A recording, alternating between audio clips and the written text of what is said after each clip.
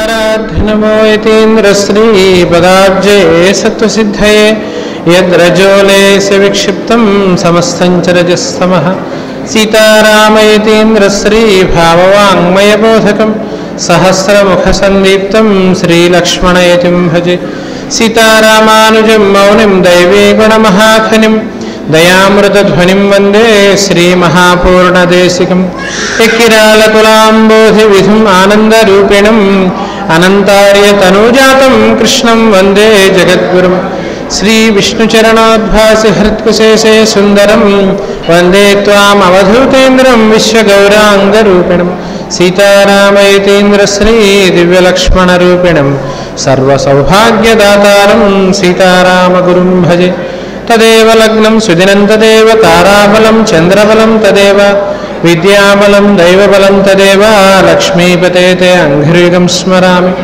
ओं रत्नाकराधौतपदां हिमालयकिरीटिनीं ब्रह्मराजर्षिरत्नाढ्यां वन्दे भारतमातरं वासुदेव वासुदेव वासुदेव ओं अस्मद्गुरुभ्यो नमः सभायै नमः वासुदेव वासुदेव वासुदेव ओं अस्मद्गुरुभ्यो नमः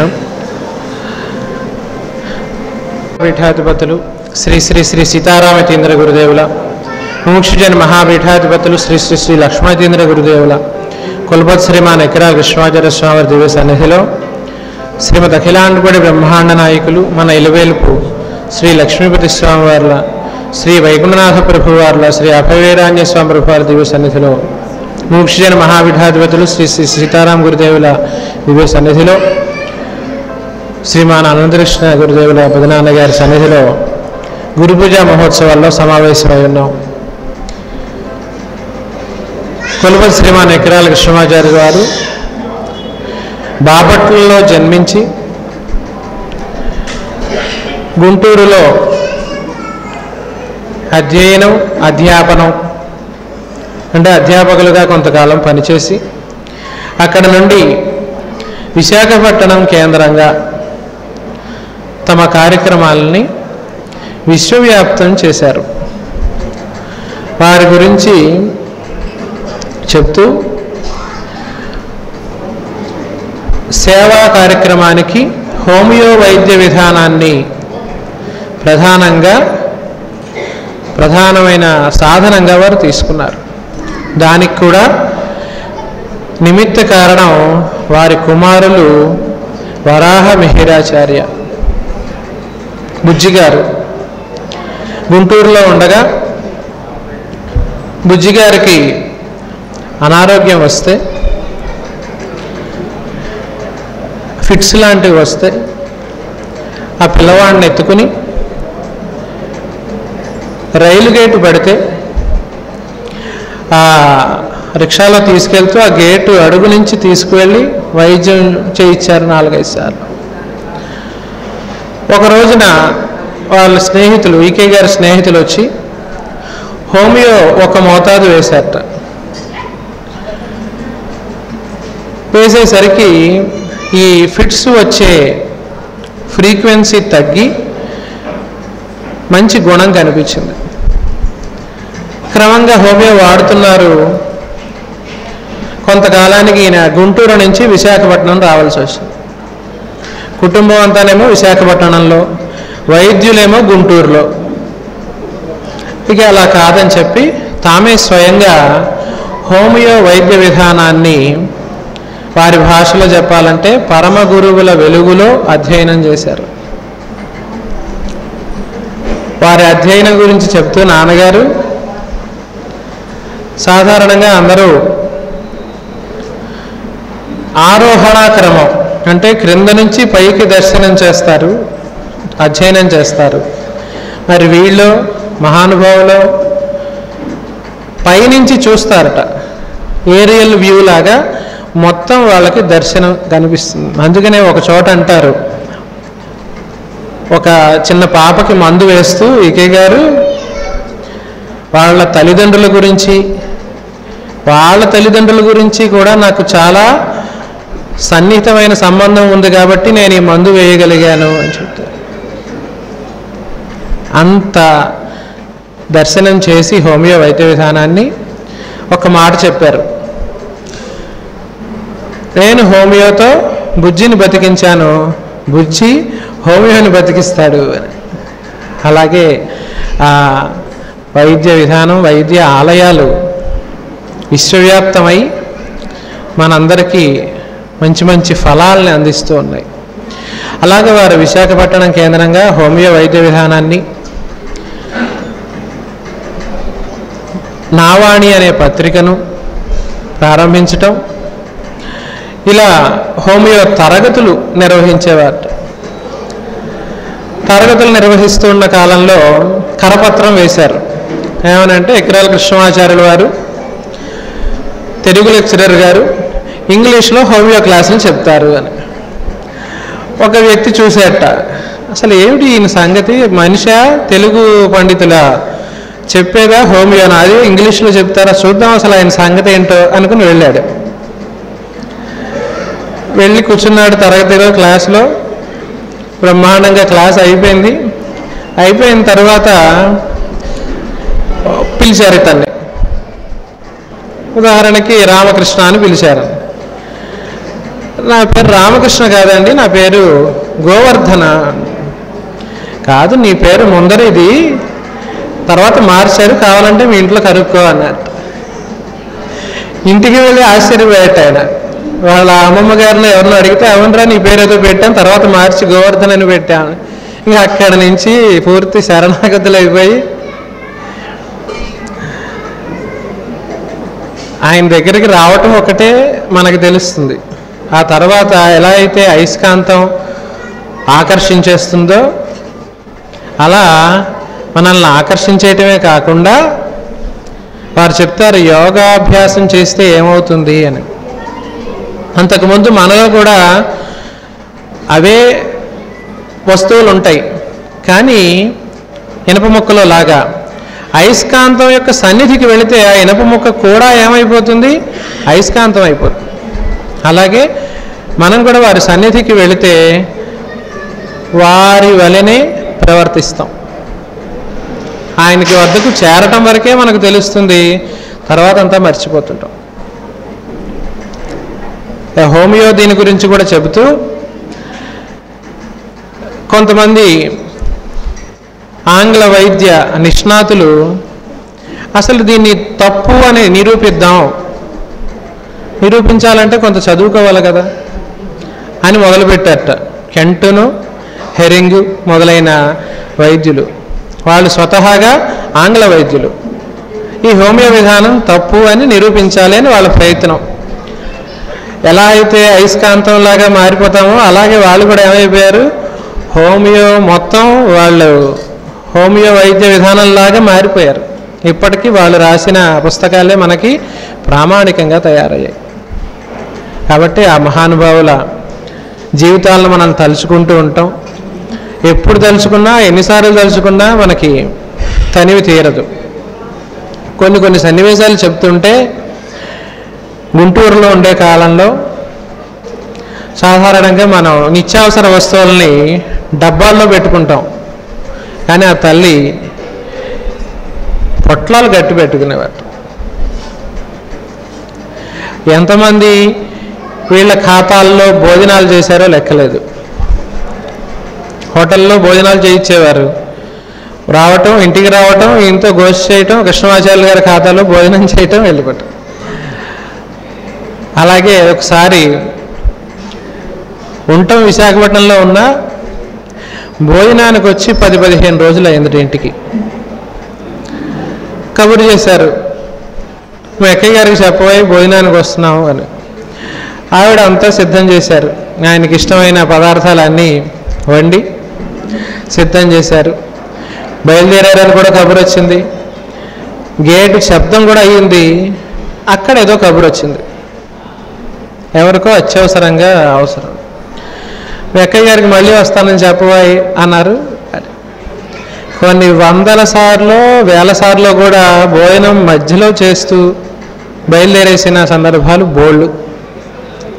అన్నీ ఎందుకంటే మన కోసమే, కేవలం వాళ్ళు అవతరించిన మన కోసమే, భౌతికమైన దివ్యమంగళ విగ్రహంతో చరించిన మన కోసమే, ఆ దివ్యమంగళ విగ్రహాన్ని త్యజించిన మన కోసమే.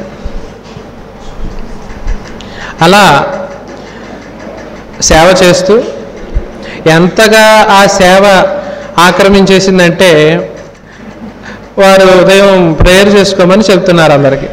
ప్రేయర్ రుద్రాభిషేకం చేసుకోమని చెప్పారు ఒకళ్ళు. ఆయన చేసేవారు. కొంతకాలానికి అది చేయనట్టుగా కనిపిస్తున్నారు.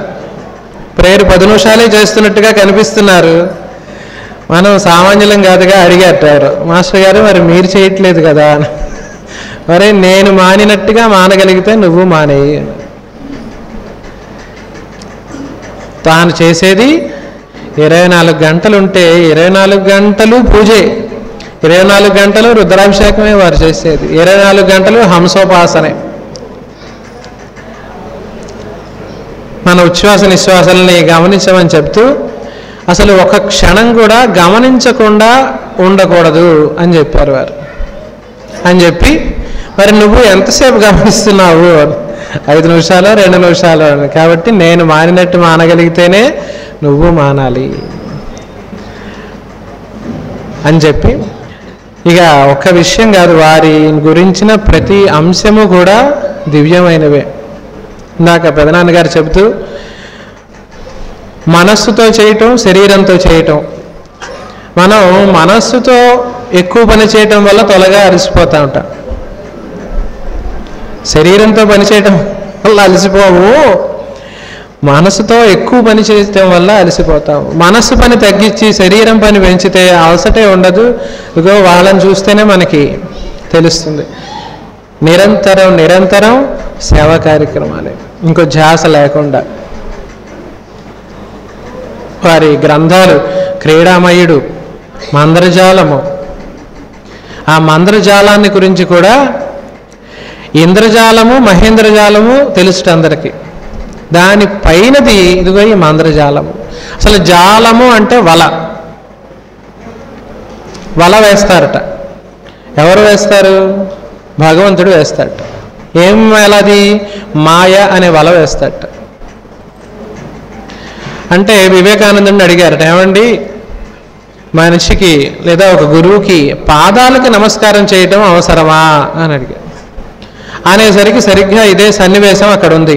ఏమిటంటే ఒక జాలరి వల విసురుతున్నాడు, చూడు అన్నట్టు. చూశానండి.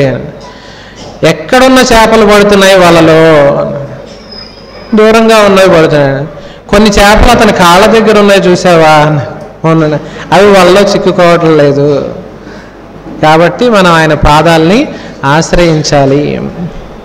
ఆశ్రయిస్తే ఇంద్రజాలము మహేంద్రజాలము పనిచేయక మనం మంద్రజాలంలో ఉంటాము.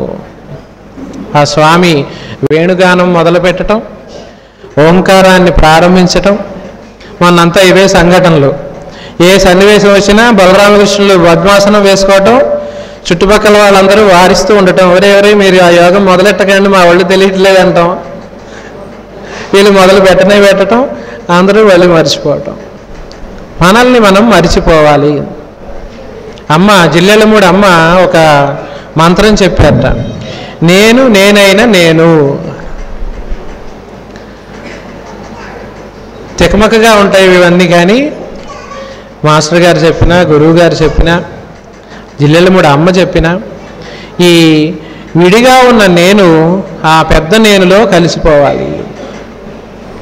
తానెవరు అంటే జీవుడు. ఎక్కడి నుంచి వచ్చాడు? పరమాత్మ నుంచే బయలుదేరి వచ్చాడు.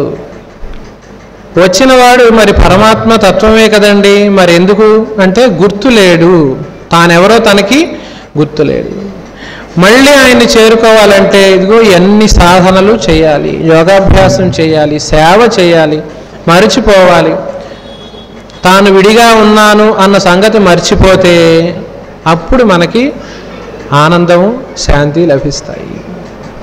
ఆయన మధ్యలో ఒక చోట అంటాడు, వ్యక్తిగత స్వతంత్రం అనే బుద్ధే కలి యొక్క లక్షణం అంటారు. బలరామకృష్ణులు మాట్లాడుకుంటూ ఉంటారు. అప్పటికి ద్వారకా నగరంలో ఆందోళనలు చెలరేగుతాయి. మాకు ప్రత్యేకమైన నీలయాదవ రాష్ట్రం కావాలి అంటుంటారు. అంటే బలరాముడు అంటాడు, ఏమిటి కృష్ణ ఇది అంటే అప్పుడు చెప్తాడు ఆయన, ఇది కలి ప్రభావం అన్నా. ఎప్పుడైతే వ్యక్తిగతమైన స్వతంత్ర బుద్ధి వస్తుందో అది కలి లక్షణం. దాని ప్రకారం కలిపురుషుడు తన పని తాను చేసుకు వెళ్ళిపోతాడు. మనం మాత్రం సాక్షిభూతంగా ఉంటాము. కాబట్టి వ్యక్తిగత స్వతంత్ర బుద్ధి కాకుండా అందరం కలిసి ఉండాలి. మనందరము ఒక్కటే, మనందరము భారతీయులము.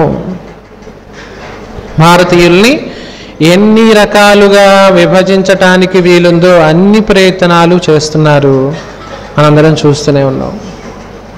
భగవంతుడి దయ వల్ల పరమ గురువులు పనిచేయటం వల్ల, మహానుభావులు దృశ్య రూపంలోనూ అదృశ్య రూపంలోనూ పనిచేయటం వల్ల మాత్రమే మనందరం ఇలా క్షేమంగా ఉండగలుగుతున్నాం. దానికి మన వైపున కర్తవ్యం ఏమంటే, ఇదిగో వ్యక్తిగత స్వతంత్ర బుద్ధి కాకుండా మనందరము కలిసి ఉండాలి. మనందరిది ఒకటే జాతి, భారత జాతి. భారత జాతి అంటే చెప్పారు మొన్న, భా అంటే వెలుగు, రత అంటే దాని యందు అభిలాష కలిగిన వాడు. అంటే ఈ జీవుడు పరమాత్మ నుంచి దూరం అయిపోతే తాత్కాలికంగా చీకటిలోకి వెళ్తాడు. మరి ఈ చీకటి నుంచి మళ్ళీ ఆ వెలుగు వైపుకి ప్రయాణం చేయాలి. నేను మళ్ళీ నా తండ్రిని కలుసుకోవాలి, నా తల్లిని కలుసుకోవాలి అన్న ప్రయాణము ప్రయత్నము భారత అనబడుతుంది. దానికి పుట్టినిల్లు కాబట్టి మన దేశానికి భారతదేశము అన్న పేరు పెట్టారు. ఆ ప్రయాణమే యోగాభ్యాసము. దానికి కావలసిన గ్రంథాలే భారత భాగవత రామాయణాది గ్రంథాలు, భగవద్గీత మొదలైన గ్రంథాలు. కాబట్టి వీటిలన్నిటిని అధ్యయనం చేయటానికి కూడా మనకి ఎంత సౌకర్యంగా పెట్టారంటే, నిన్న చెప్తున్నారు, సాధారణంగా విస్తర్లో అన్నీ వడ్డించి ఉంచుతారు. గురువుగారు మాస్టర్ గారు అలా కాదు, వీళ్ళు తినను కూడా లేరని కలిపి నోట్లో పెడతారు. అలా భగవంతుడు భాగవతాన్ని బ్రహ్మదేవుడికి ఉపదేశిస్తే, దాన్ని నారదుల వారు వ్యాసుల వారికి ఉపదేశిస్తే 4 శ్లోకాలుగా, దాన్ని వ్యాసుల వారు విస్తరించి మహాభాగవత పురాణంగా సంస్కృతంలో అందించారు. దాన్ని మన భాగ్య విశేషం చేత పోతన గారు తెలుగులోకి అనువదించారు. అక్కడ వరకు విస్తరి వడ్డించటం అయ్యింది. దాన్ని ఇంకా సరళంగా అందులో ఉన్న రహస్యాలన్నిటినీ కూడా తీసి భాగవత రహస్య ప్రకాశం అని చెప్పి అన్ని గ్రంథాల్లోనూ భాగవతాన్ని కూర్చి మన నోటికి అందిస్తున్నారు మాస్టర్ గారు, పెద్దలును. నిజంగా అవి చదువుతూ ఉంటే ఏ గ్రంథం చదివినా భాగవతం లాగానే ఉంటుంది. హోమియో గ్రంథం చదివినా మాస్టర్ గారిది అందులో మొత్తం భాగవతం లాగానే కనిపిస్తూ ఉంటుంది. ఒక చోట అంటారు, అందులో హానిమన్ గారిది అనువాదం చేస్తూ, ఆ హానిమన్ గారికి వ్యాధి విపాకాలు అన్నీ కూడా అంతర్యామి వ్యాధిలాగా కనిపించాయట. ఒక్కొక్క వ్యక్తిగా కాకుండా మొత్తం సమాజానికి ఉన్న వ్యాధి లక్షణాలు అన్నీ కూడా ఆయన అంతర్యామి వ్యాధిగా కనిపిస్తే దానికి ఎలా మనం మందు వేయాలి, దాన్ని విపాకాలుగా ఎలా విభజించాలి, దాన్ని ఎలా చదువుకోవాలి, ఎలా అధ్యయనం చేయాలి అంటే వడ్డించడం కాకుండా తీసుకొచ్చి నోట్లో పెడుతూ ఉండటం. వారి కృష్ణ కథలు ఎంత ఆసక్తికరంగా ఉంటాయో హోమియో విధానాలు కూడా అంత ఆసక్తికరంగానూ మనం గమనించవచ్చు. ఎంత సరదాగా చెప్తారంటే, ఒక మందుకిట పొట్టలో కితకితలు పెట్టినట్టు ఉంటుందిట, దాని లక్షణం. ఎంత సున్నితత్వం ఉంటే దాని సంగతి తెలుస్తుంది. అలాగే గాలిలో వేగం మారితే తెలిసిపోతుందిట ఒకానొక మందుకు సంబంధించిన లక్షణాలు ఉంటాయి. అందరికీ మామూలుగానే ఉంటుంది, కానీ గాలి ఏదో పెరిగిందంట అతను. అంత సున్నితంగా వాళ్ళు లక్షణాలని గమనించటం ఒకటైతే చాలా ఆశ్చర్యకరంగానూ సరదాగానే ఉంటుంది. ఒక భార్య భర్తలు వచ్చారట మందు కోసం. అంటే పిల్లవాడు పంచదార తినేస్తున్నాడండి, వానికి మందు వేయమండి. ఈయన ఒకసారి 2 సార్లు చూసి 3వసారికి ఆ తల్లికి మందు ఇచ్చారట. తల్లికి మందు అక్కర్లేదండి, బాగానే ఉంది, ఆరోగ్యం అన్నారట భార్యాభర్తలు ఇద్దరు. చెప్తాను లేని కొన్నాళ్ళు వాడండి అన్నారట. వాడారట. తర్వాత వీరు చెప్పింది ఏంటంటే ఆవిడికి ఆ లక్షణం వల్ల ఎవరు చూడకుండా పంచదార తినేసే లక్షణం ఆ తల్లికి ఉందట. అది పిల్లవాడి మీద పెట్టి వాడు తినేస్తున్నాడు పంచదార అని చెప్తోంది. అందుకని ఆవిడికి మందు వేయాల్సి వచ్చింది. అలాగే ఒక భార్యాభర్తలు వస్తే ఇక వీళ్ళు కలిసి ఉండరు, కలిసి ఉండలేరు అన్న పరిస్థితుల్లో ఉన్నారు ఇద్దరు. చెప్పారు అన్న కొంతకాలం మందు వాడండి అని. ఒక 6 నెలలు అయ్యేసరికి అన్నీ సర్దుకున్నాయి, అంతా బాగుంది. తర్వాత ఆ భార్య వచ్చి చెప్పింది మాస్టర్ గారికి, మాస్టర్ గారు మీరు కనుక మందు వేయకపోయి చెప్పకపోయి ఉంటే ఆయన ప్రవర్తించే తీరు కొన్ని వ్యాధి లక్షణాలని కూడా మాకు తెలియవండి అని చెప్పింది. కాబట్టి అలాగా వారి వైద్య విధానం కానీ, అలాగే ఒక పాపను తీసుకొచ్చారట. ఏడుస్తోంది, ఏం చేసినా ఆపట్లేదు. అలా నిరంతరం కంటిన్యూస్గా ఏడుస్తూనే ఉందిట. చూశారు ఒక పావుగంట చూసి ఆ అమ్మాయి వెనకాలకు పెట్టిన బొత్తాలు వదులు చేయండి అన్నట్టు. వదులు చేయంగానే ఆపేసింది ఏడుపు. ఆశ్చర్యపోయారు అందరూ. ఏమిటంటే పొరపాటున పిన్నీస్ పెట్టడంలో చర్మంలో నుంచి పెట్టేశారట బాబు. ఈయన గమనించి ఒక్క నిమిషం గమనించి చెప్పేసరికి అది మొత్తం అలాగా వారి కొన్ని వందలు వేల సన్నివేశాలు మాస్టర్ గారు, గురువు గారు వారి ఇద్దరి అనుబంధాన్ని గురించి చెప్తూ, వారి ఇద్దరిది ఒకే రకమైన అభినివేశం.